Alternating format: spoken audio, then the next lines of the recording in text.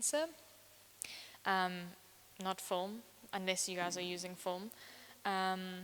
Actually, does anyone here use film at all? Like old film cameras or like a point and shoot? Okay, love those though. They're fun. The film, yeah. No, it's very hard. Oh no, I wish we had actually. Yeah, there is a place in Cape Town that you can order from, like Cape Film Society. They do order and deliver, which is really great, and they've got a nice wide variety of film. Anyway, I'm getting sidetracked here. Sorry. Cape Film Society. Yeah, they've got a lot of film, a lot of. Ooh. Another place to look at is Facebook Marketplace. Like, so many people are. You get some good ones. Like, I've got a friend of mine who actually buys them and then cleans them up and fixes them up and then sells them, like, afterwards. So you get some really good ones every now and then. I found a good one at a secondhand shop last year. So, yeah, you get some good ones. Anyway, sorry, I'm getting sidetracked again. Camera lenses are made out of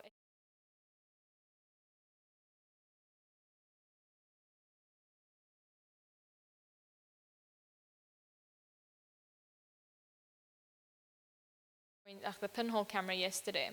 So how the light travels in, it ends up making the image upside down.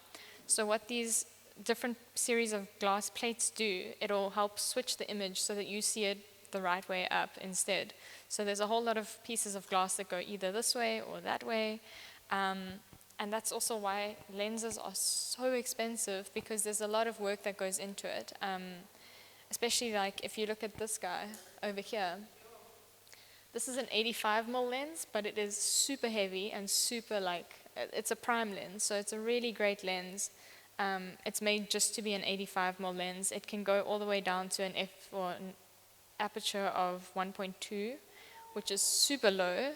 1.2, guys, like, it's really, really crazy. But yeah, it's like it's like a kg. I don't know if you guys want to pass it around and just feel how heavy it is.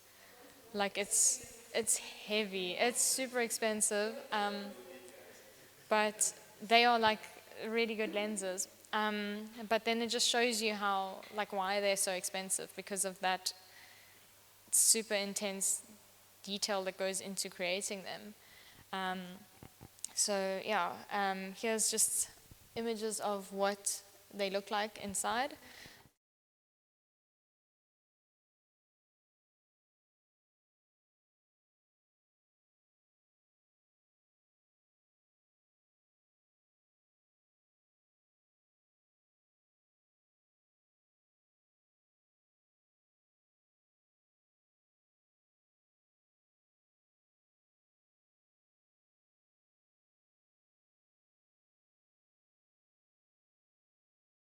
So characteristics of a lens. Lens strips ensure that the light hits the sensor to create.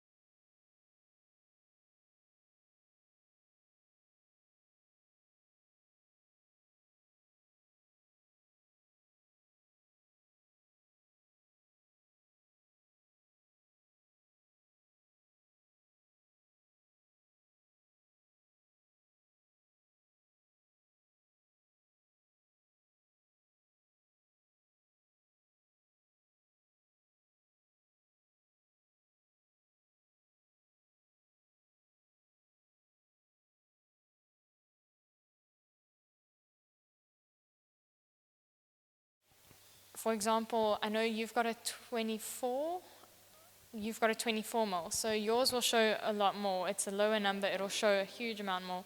Really great for like landscapes. And then this one, for example, is an 85, so it's going to be a lot closer. I don't know, like, you know, when you go from a 24 to a 50, suddenly everything's a lot closer and a bit more compact. So an 85 will be a lot more compact. Just a fun fact on that, 85s are super great for portraits because there's very little distortion. So, for example, you'll get a lens that might be, let's say, a 15 to like a 55 mil. but it's a zoom lens. So the problem with those, it's often kit lenses. So the lens that comes with the camera, it might distort things. So the more you zoom out, the more the image sort of curves inwards, and then the more you go out, it sort of goes outwards. So it does create distortion, which you can fix on some post-production stuff. It doesn't completely fix it, but it does help. Anyway, sorry, that's just on the focal length. Sorry. Aperture. So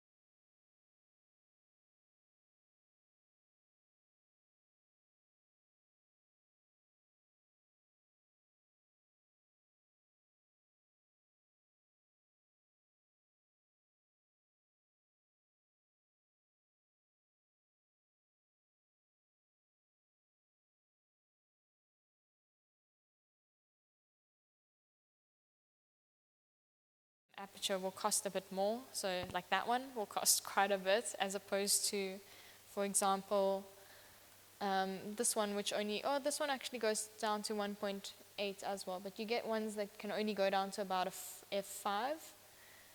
Most kit lenses will do that. They only go down to about 5, which, yeah, they also often are the cheaper lenses. They feel a lot lighter. But yeah, while the smaller openings make more of the image in focus. Sorry, I'm going to the wrong side there. A lens with a wide maximum aperture is great for low light situations. So if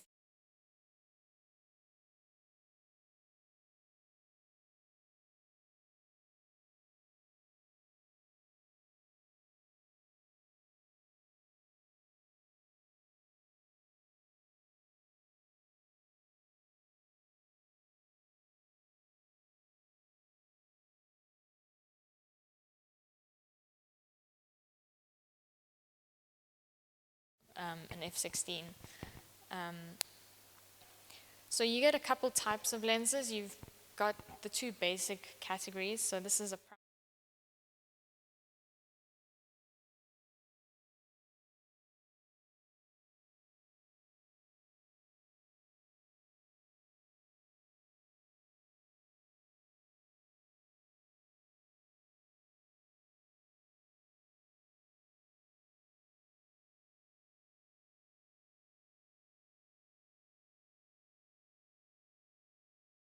specific. So it'll just be more specific as to what you want to do.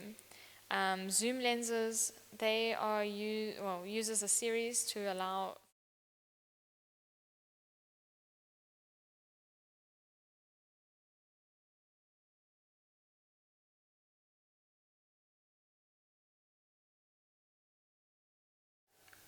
This is a zoom lens. It's a 24 to a 105, so it can go all the way to a 20. It can go as open as that, or like as wide as that one, but it can also go to 105, which is quite a bit closer. It's just a bit more close than the 85 that I just showed you guys.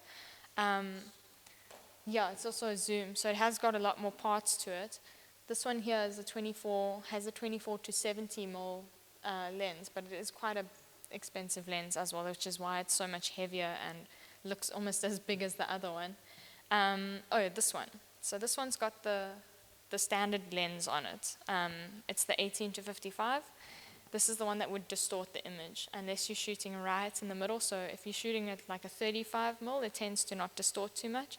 But as soon as you go all the way to the maximum lowest, or like the maximum smallest number, so if you go all the way to 18 or you go all the way to 55, it's going to, cause that distortion, which obviously we don't want. Also, one other thing about the kit lenses, which can happen quite a lot, is aberration, so color aberration, which is, I don't have a photo of it, but basically you'll take a photo and if you go in close enough, you'll see like a slight ring of purple around the subject, purple or green, and that's color aberration, which, yeah, it's very difficult to get rid of if you're gonna like go into it afterwards, but you can sort of reduce it. Yeah, so that's that one.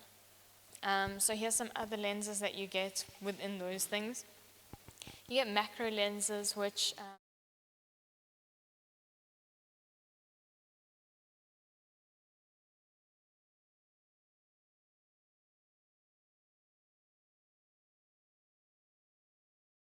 go right in there. Keeps everything sharp. So that guy that I showed you earlier, Edward Weston, I don't know if he was using a macro lens per se, but what he was using would have been like what a macro lens does. So you can go super up close, everything's sharp, everything looks really great. Yeah. And then you get the telephoto lens. They are usually the zoom lenses. They have multiple focal points. These types of lenses are great for isolating a subject that is far away. However, with such great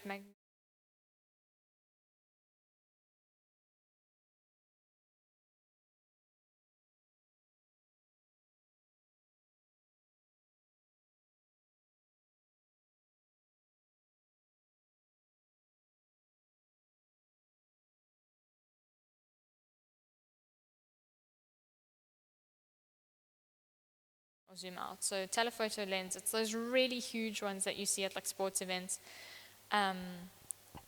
other things like that, concerts and things like that. It can't zoom in or out. It is a fixed focal length. So for example, you'll get a 400 millimeter one, which goes right in there. But yeah, super heavy, super expensive, unfortunately, as well. Then you get wide angle lenses, and they are really great.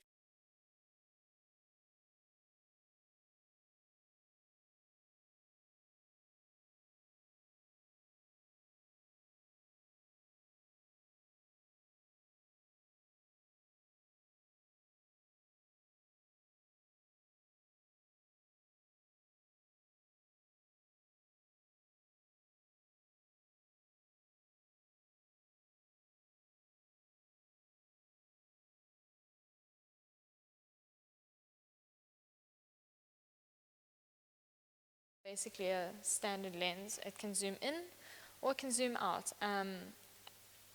It's quite a good one for that kind of thing. So it can go all the way in, all the way out. It's not too, it's quite heavy as well. I don't know if you guys want to feel it as well, but it is, yeah, I'll just pass it around. But it's a nice standard one because you get your wide angle, you get your close up as well. So yeah, and then you get speciality lenses.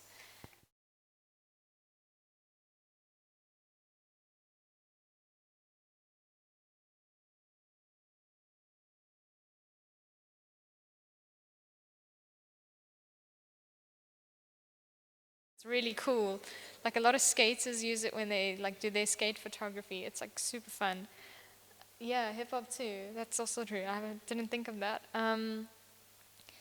But yeah, so they'll. Sorry, got lost. Yeah, so and then you get things like tilt shift, which basically distort.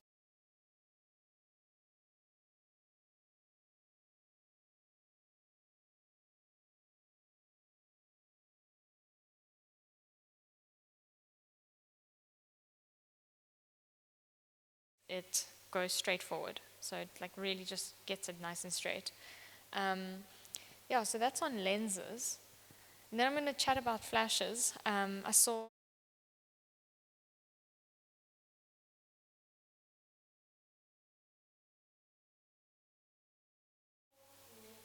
Yes.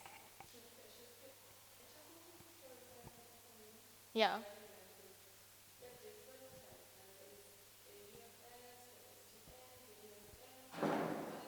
Oh, I'm actually not entirely sure, to be honest with you.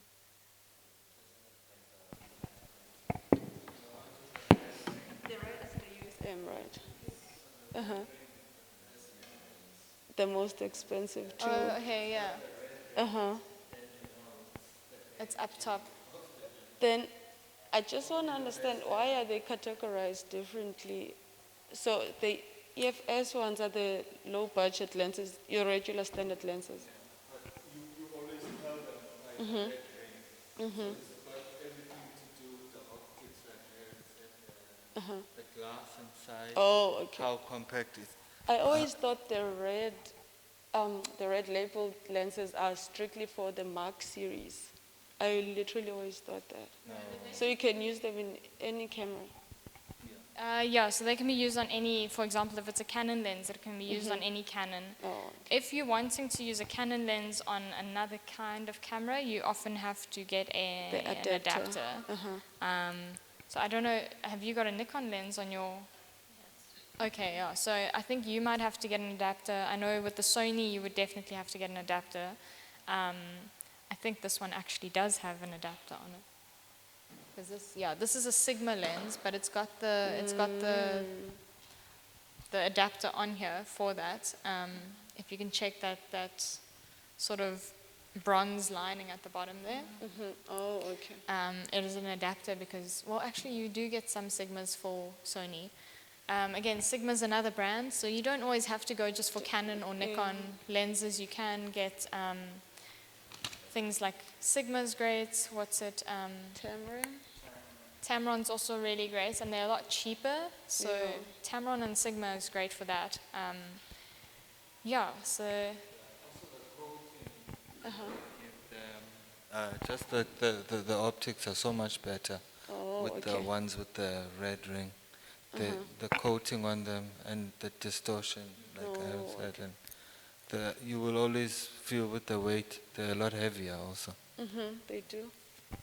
And they look So the weight is different. basically all of the different components. So just like the more components in the lens, the better. Oh, okay. Yeah. So that's why some lenses are just so much lighter because they don't have as much like components going on in there.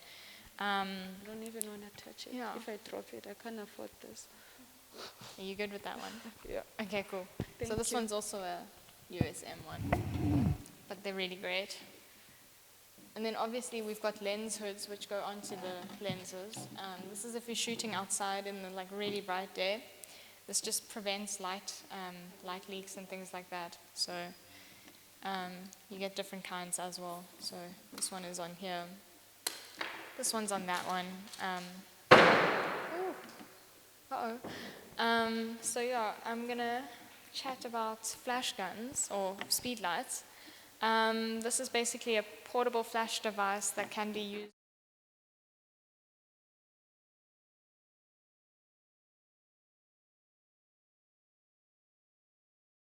doing yesterday with the flash. That would be adding a full light. So sometimes if you're outside taking photos, it actually just looks too bright or the shadows are too harsh and you can't see any detail. And then on this side it might be like overboard of details. It might actually become overexposed. So basically what that does is like if you pop a little bit of a flash, it doesn't have to be a strong flash, but just on the side where the shadows are, it just kind of illuminates the person. It often makes them like seem more in focus, very important. Like it's a really great like method to use. And you don't need a super powerful flash, like you can go with like a small one. Like over here I've got a little one. Oops. Like this thing is quite small, but it works like super well. That's all you really need, just for like a pop kind of thing. It's not flashing now, but anyway, this kind of thing is great. Very small, very handy. Also, what you can do with flashes, you've also got a transmitter. So what you often do, because these guys fit on top of your camera, so they fit like in there in the horseshoe. If you're wanting to have it, for example, if you're doing your full light, you need a transmitter to actually shoot with the full light. So you get ones like that, or you get little ones that will fit on here, and they just transmit a little bit of a radio wave, and allow you to shoot remote, or like hold it up here, let it shoot, hold it down there, let it shoot. Another thing that comes in handy is a diffuser on the flash. So say you're shooting events and things like that, you don't always want it to be as bright. So you get like little diffusers, you get plastic ones, I don't have one here, which you just clip on top of the flash. This is also great for, the little white card's also great for bouncing, so it just sort of helps bounce. Again, if you're shooting inside, another thing that's cool is if you've got this on your camera, you actually bounce it off the ceiling. So you'll literally just have it up, pointing at the ceiling, it'll bounce and sort of disperse the light nice and evenly. The diffuser that I was talking about, this is another one that's kind of cute. Opens up like a little softbox. Whoops, let me open it. So it creates like a little softbox like that, and you can put it on top. It's like a little, one of those, so that's on that one. What I didn't mention yesterday, and I wish I did, shooting RAW images versus JPEG. I don't know if anyone here has shot in RAW. Have you? Okay, cool. So you've got two different methods settings that you can use. You can either use something called RAW, which is a lossless file, which means it will capture capture uncompressed data from your sensor. This is often referred to as a digital negative. You can think of a RAW file as the raw ingredients of the photo that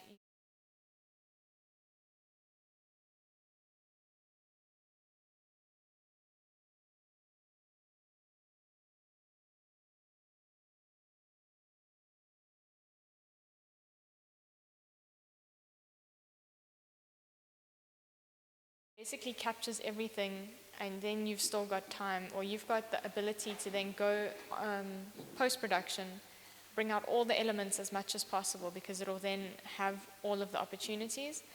A Jpeg image, which is kind of the standard that you often use on the camera, it's kind of the one that pops up first, it's compressed, so everything's sort of flattened. So if you can think of a raw image, you can sort of think of it as an image with lots of layers, and you can then go into the layers and bring what you want to bring out of the layers. If you want to bring this lighting out, this sharpness out, that's basically what a raw file is. And then with JPEGs, it's already compressed versions of the raw file, so it's basically like a zip file.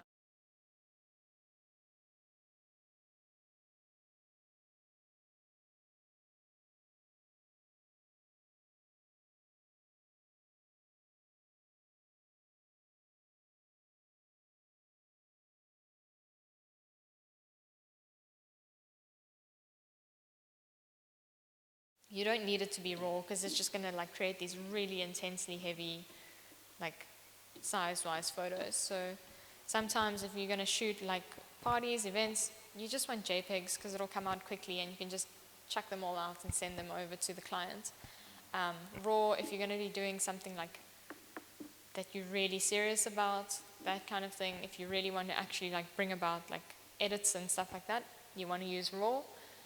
But they do take up a lot more space. So, yeah.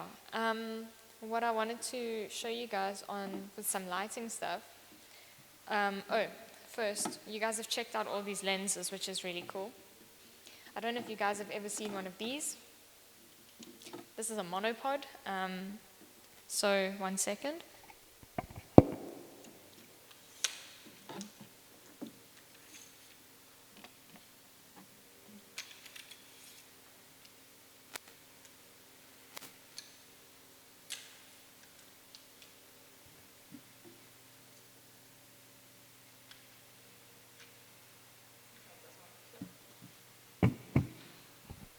Basically a monopod, you can put your camera on the top here, and say you're needing that extra stability when you shoot, you can actually hold it on here. So you're not shaking every time you take the photo.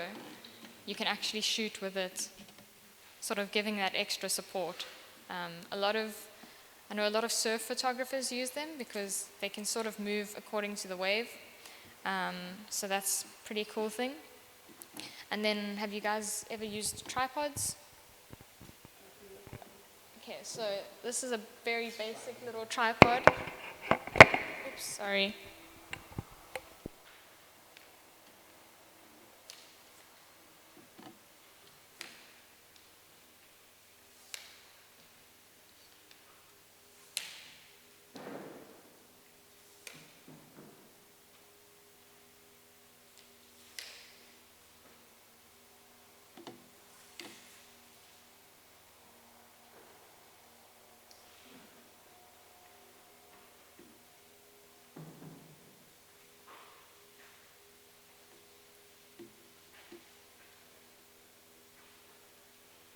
Okay, again, it's super basic. You can put your camera on top here, clip it in,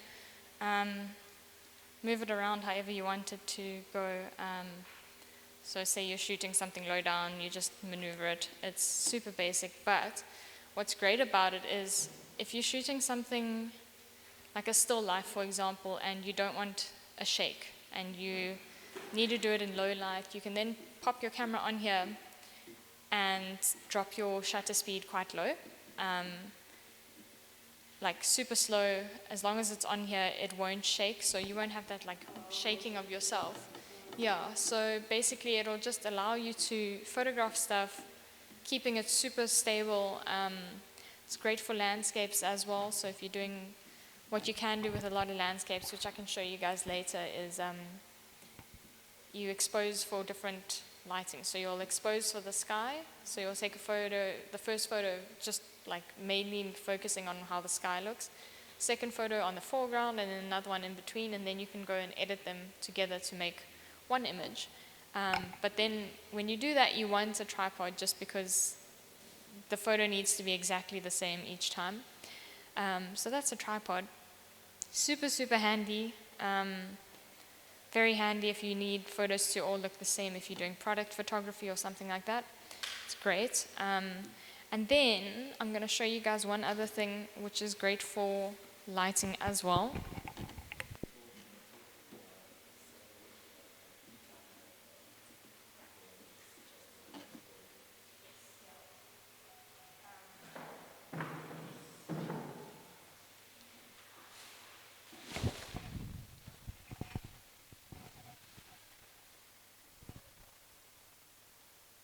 So this thing is a 5-in-1 reflector. So basically, if you are outside, for example, and you don't have a flash, but you still want to get that like nice reflection on a person's skin, you can hold it up and reflect onto the person's skin. So for example, here on you, if you look there, so maybe look that way towards everyone. Okay, so we take that away, and then as soon as we bring this up again, you can see the light on the side of his face there and how much it sort of adds to it. Yeah, it just adds that extra pop. You've got different ones. So you've got the gold one, which works really well with dark skin. Then you've got a silver one, which is on the inside. So basically I unzip this whole thing and then put it inside out. One sec.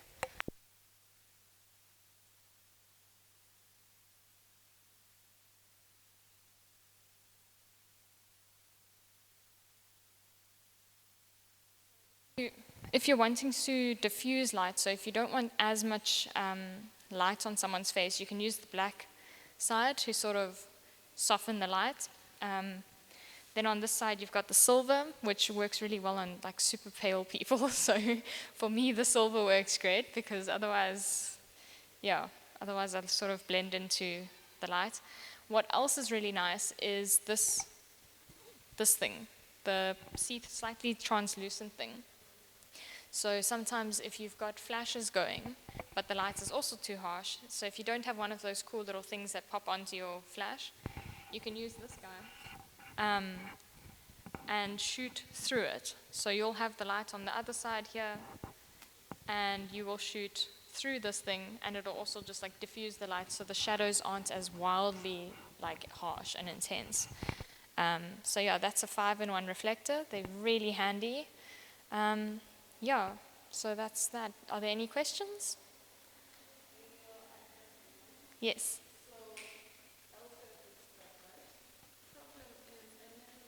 Yeah. Problem is I never know where to point it. With like this? let's say my model is here. Yeah. And the sun is this way.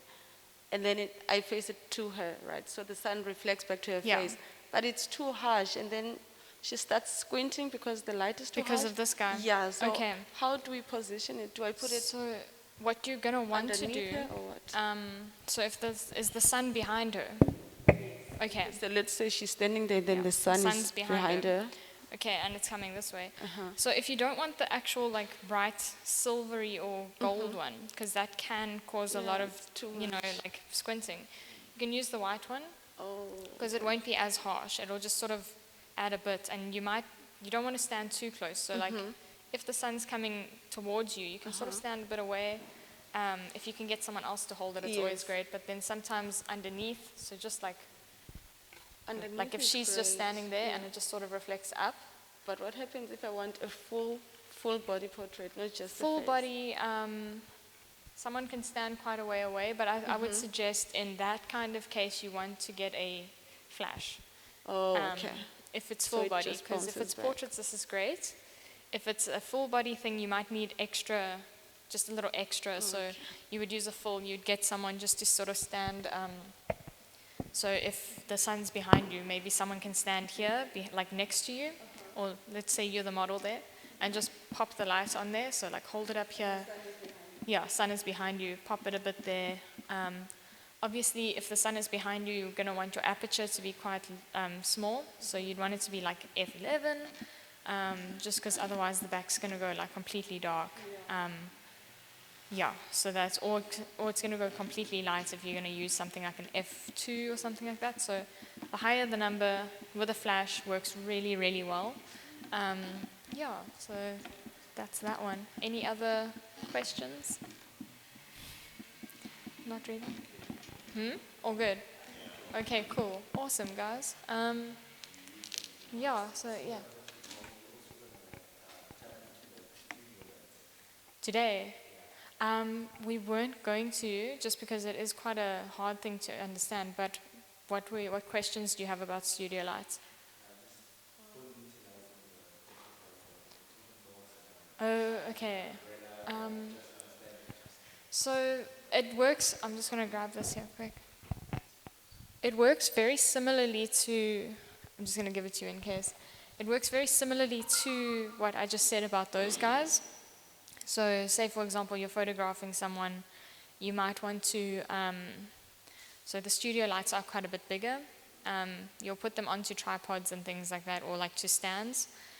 And often if you're wanting to do, let's say you're wanting to do a basic portrait of someone, you'll put one light behind them to sort of to lighten the back of the image, and then from there you get different kinds of lighting techniques. So the most well-known and easy one is called a butterfly effect.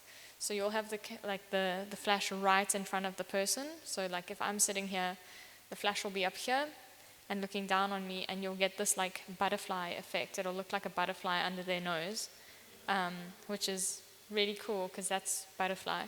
If you move it slightly to the next side and the model stays the same position, it will just be hitting the one side, which is wide lighting, which will illuminate this side. The other side won't be as bright. And then if you move it even further, you get something called Rembrandt lighting, which I don't know if you guys know, like Rembrandt the painter.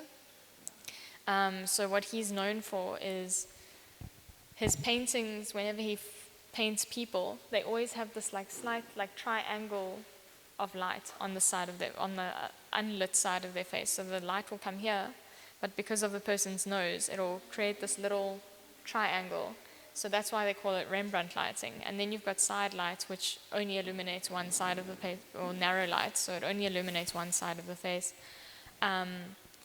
But yeah, studio lights, if I had with me, I would have been able to demonstrate a bit more. I didn't want to go too in depth with it because it's hard to explain it without the actual lights with me, if that makes sense. Also, they are just like really hard to get hold of sometimes. I don't know if you guys have access to studio lights. Yeah, that's why I'm asking the question, so I can fully okay. utilize because I'm trying to distinguish between like the diffusion box and the thing with the umbrella. Yes, so The umbrella is a go-to. It's great. Like, you actually can do a lot of stuff with an umbrella, pretty much most of the stuff. If you're wanting to use a diffusion box, you get the really big ones. So like you get ones that are, let's say, from the floor to about here. Those are just used to sort of disperse the light more evenly. So if you're doing a full-length portrait, you're gonna want a bigger diffusion box because it'll spread the light quite wide. So it'll get the whole person in it. So that's what the diffusion box are for. You get other ones that are enormous, and again, it just sort of spreads the light nice and evenly over a big space. Okay. So the smaller the translucent material, the less lighting it's going to give off, if that makes sense. Okay. Yeah. So. I think I have a better understanding than okay, that. Okay, cool. That makes me happy. Cool. Yeah. Are there any other questions? Oh, let me grab that. Not. We're all good. Cool, so then we're good for now. We're going to do some editing stuff just now. I think we can probably take like a little break so you guys can just sort of breathe for a sec. What's the time? Okay, it's